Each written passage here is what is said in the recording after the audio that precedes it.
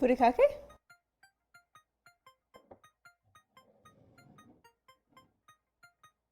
Furikake?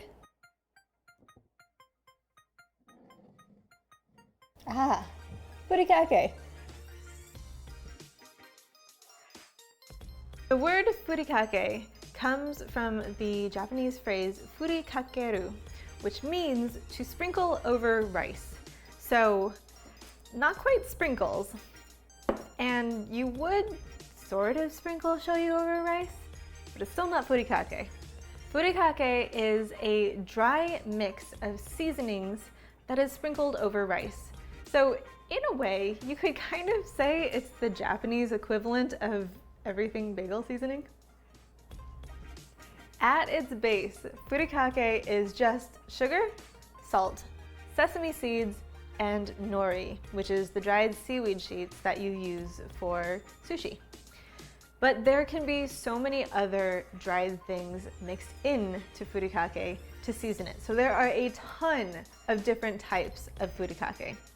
You can use bonito flakes, they use egg, salmon, different types of seaweed, shiso, wasabi.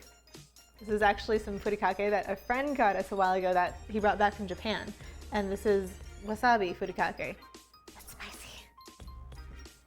If you look at the furikake section in a Japanese supermarket, there are just so many different options. The possibilities are endless. But today, what we are making is a furikake nori on the simpler side of things. So you know how I said just salt, sugar, sesame seeds, and nori. That's it. That's what we're doing. And we're making this furikake because, again, it's something that is being used in an upcoming recipe. So I figured, hey, why not make it myself and show you guys how it's made. We're starting with sesame seeds. Both the white hulled sesame seeds and the black unhulled sesame seeds. This adds a difference in color, and it also adds a difference in taste. The black ones are a little nuttier than the white ones are. And we are toasting them in a dry skillet, so don't add any oil or anything. We are just toasting them to get that nutty fragrance. So you don't want to overcook them, you don't want to burn them, so don't worry too much about getting any color on your sesame seeds. Just toast them enough until you start to smell them. And that's good enough for the furikake. Next, we're adding in some salt, and then we're adding some sugar. Both of these will round out the flavors a little bit more, give that sort of sweet and savory that you like from a seasoning, and it'll really brighten up anything that you're putting it on top of. Lastly, the nori. This just adds that umami that seaweed tends to add to dishes. If you're like me, and your nori's maybe a little bit old, it's been in the pantry a while. There is a way that you can refresh your nori and make it seem more or less like new. Now be careful with this, don't burn your fingers, use caution, be safe. But what we do, what my family has always done, and a lot of Japanese Americans at least, I'm assuming also people in Japan, is we will turn the burner on your stove. Keep your fingers away from it, and just hold your nori by one corner and gently swipe it back and forth over the burner. This will crisp it up and make it seem more or less like new. Don't hold it there because you don't want your nori to burn. It's just refreshing it. That's it. Just gentle back and forth. Very soft, very airy. Just like that, your slightly limp nori is nice and crispy again. Easy. If you don't have a food processor, or you prefer to do it this way, you can use a knife to cut up your nori into tiny little strips and then just mix all the ingredients together. And that's that.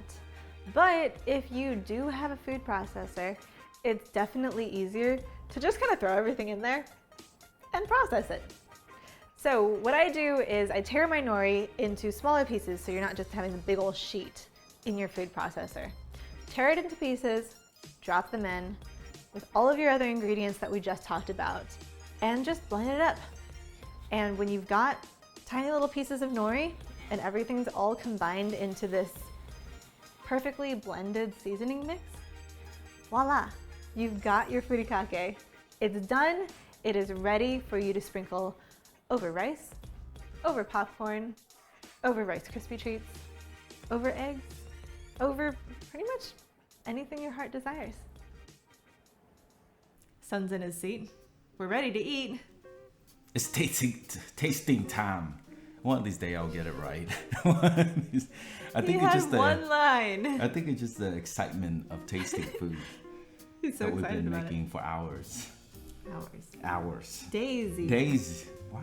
How long does this take? It takes days. Yes. This is the easiest recipe ever. I know it took us days, but it's tasting time. So here we have with us a bowl of rice with furikake, and this is broken rice. Yeah, we don't have sushi rice. Yeah. We're all out. Yeah. There's and, more on order. Yeah, and there's something called a pandemic going on, so everything is in lockdown, so we can't get out. Well, we can, but we're too. It's scary outside. What do you expect? Why risk it? Yeah, why risk it? Just stay home. Just and order. We have other rice. So we have broken rice, which is my favorite. Vietnamese Vietnamese people like to eat broken rice because, you know, I don't know why. Because it's really good. good stuff. It's good. It's good in a different way. I had sushi rice recently, and I was like, oh, sushi rice. He had forgotten how good sushi rice it's good was. in different ways too. You know. We've been eating broken rice so much. Yes.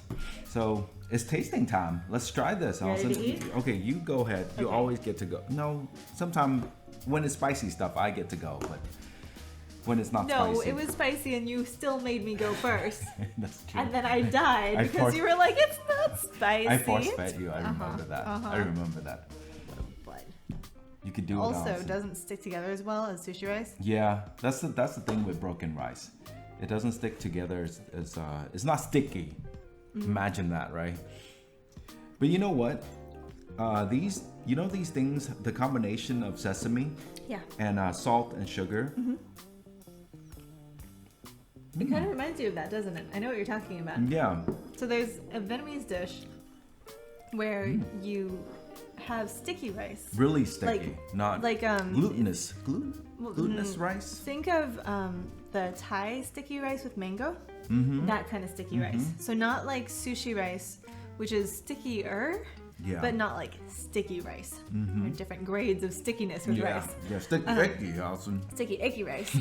So the Vietnamese dish uses the stickier rice, like the Thai sticky rice, and they add different flavorings and colors, so it's very colorful and bright. Speaking of that, we should make that. We should totally make that. We should make that soon. I've been craving that, and we can't go because of lockdown, pandemic. We can't go to Little Saigon as easily, in Orange County. So we should definitely make that. But this is delicious. That uses salt and sugar.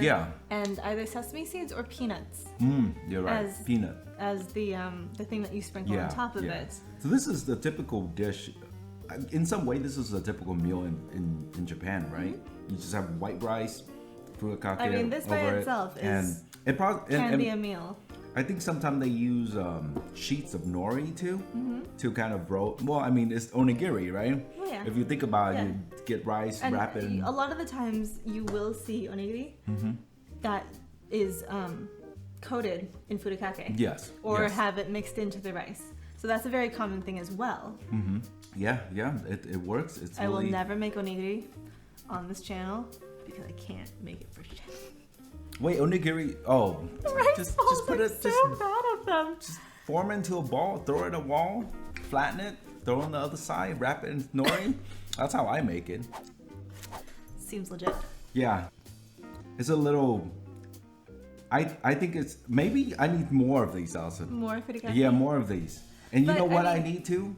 I need not fish sauce. Okay, I know you guys gonna say it's fish sauce, but no, I need salt that's made from fish sauce to replace the normal salt. They have that though. They have that. Yes, we do have that. Yes, we have that. We should have done that also. That would have taken it to the next level, baby. Okay, but typically you would eat rice with something else. Yeah. And the furikake as a seasoning. Right. So we're going to be making a fish dish in our coming next up video. soon. Next video. That's why we made the furikake, because it calls to have furikake sprinkled over it.